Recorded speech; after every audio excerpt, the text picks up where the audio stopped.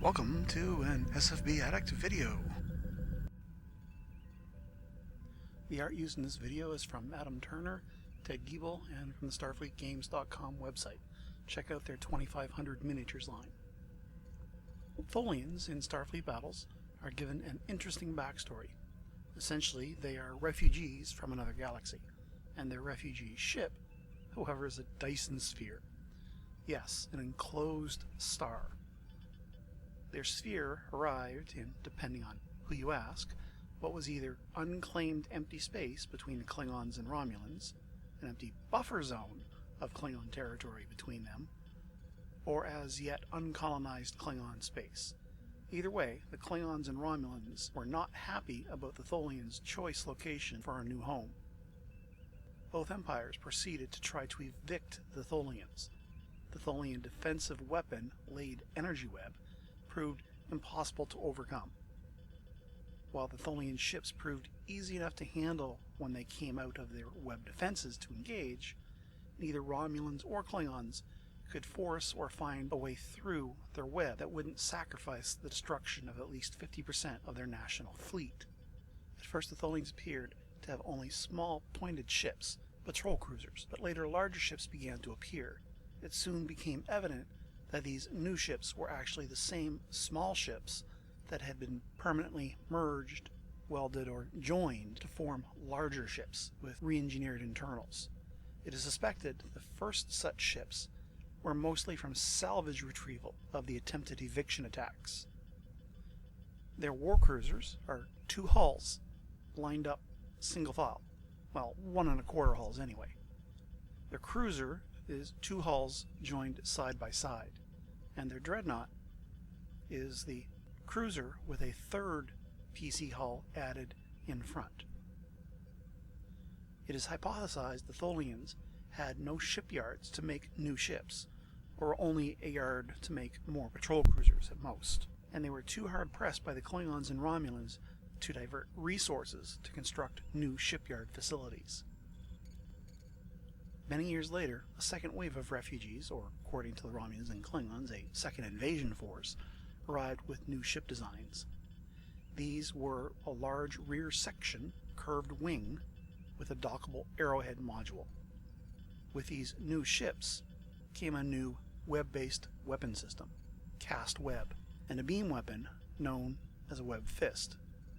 These new Tholian or Neo-Tholian designs are rarely seen and seem to be kept safe like precious treasures behind their webbed defenses.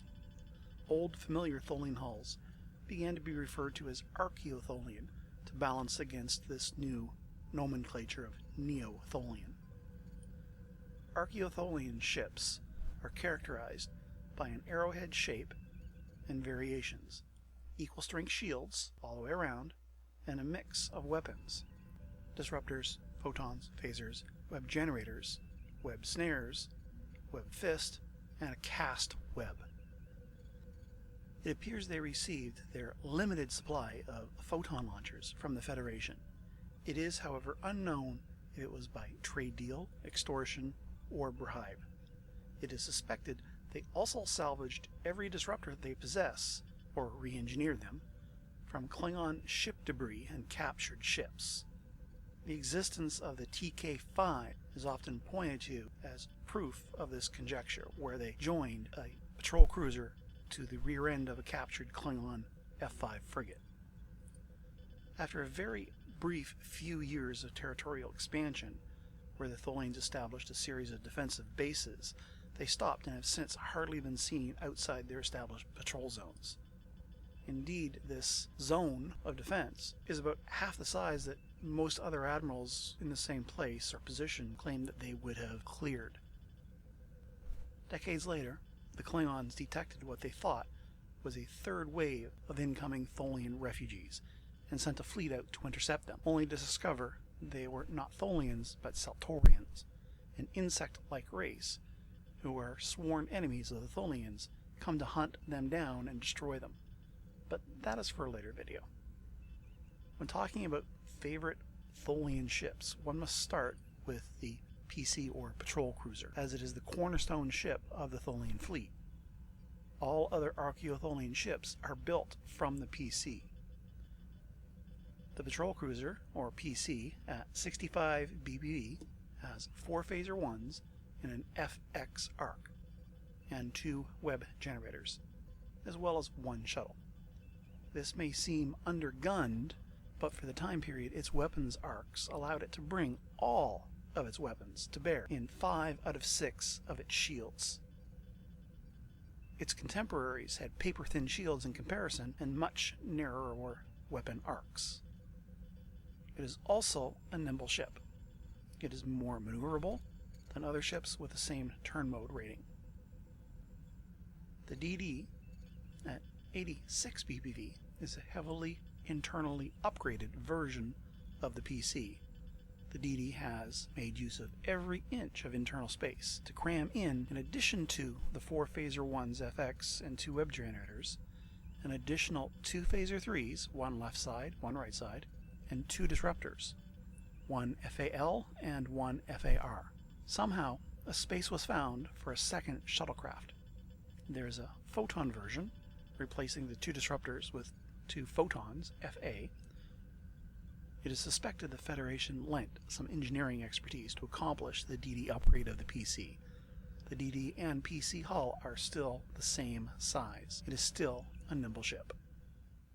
The command cruiser at 154 BBV is 2 PC hulls joined together side by side. It has 4 disruptors, 2 FA, 1 LFL, 1 RFR. It has 8 phaser 1s, 3 are FAL, 1 is left side, 3 are FAR, and 1 is right side, and 4 phaser 3s RX, as well as 4 shuttles. They can be upgraded to a photon-armed command cruiser, CCP, by adding 1 webcaster FA, and the 2 FA disruptors become photons, FA arc, at 169 BPV. The photon webcaster armed dreadnought, the DPW, is an inexpensive 208 BPV. It has 10 phaser 1s, 4 that are FX, 3 that are LFL, 3 RFR, and 8 phaser 3s, RA. 2 phaser 3s, 1 each LFL and 1 RFR. It has 4 disruptors, 2 LFL, 2 RFR, and 2 photons, 1 LFL, 1 RFR, and 2 webcasters, 1 LFL, 1 RFR. Because its mass is so small, it is perhaps the only dreadnought that is rated size class 2 but still has a movement cost of 1, where other DNs are 1.5. Unlike other races where most of the weaponry is concentrated on a forward arc, the Tholians seem to prefer half of their weapons to the left side of their ship and half of their weapons to the right side of the ship. This is because their ships have a defensive purpose. They patrol behind their webbed bases. They come up to the web, they don't pass through it or enter it, but they fire through it, and they travel laterally along the web barrier. And when they need to, they literally turn their ship around to bring the other side to bear. So most of the time they're fighting defensively with one half or one side of their ship, which is why they prefer to have their weapons equally split left side and right side. Indeed, the Tholians, if they had unfettered access to resources, could probably easily conquer the entire galaxy, if only for the fact that they don't have unfettered access and are under constant attack and harassment of both Romulans and Klingons. The existence of the Tholians in our galaxy is perhaps best summed up by a favorite Tholian saying, "Let's you and them fight." The Tholians have been neutral in almost all of the general war battles, and they enforce this neutrality studiously, so much so that they have even cut off communication between the Klingons and the Romulans, who were on each side of them for most of the war. which allowed the Federation to almost entirely eliminate the Romulans from most of the General War battles. That's my short list of favorite Tholian ships. What are your favorites?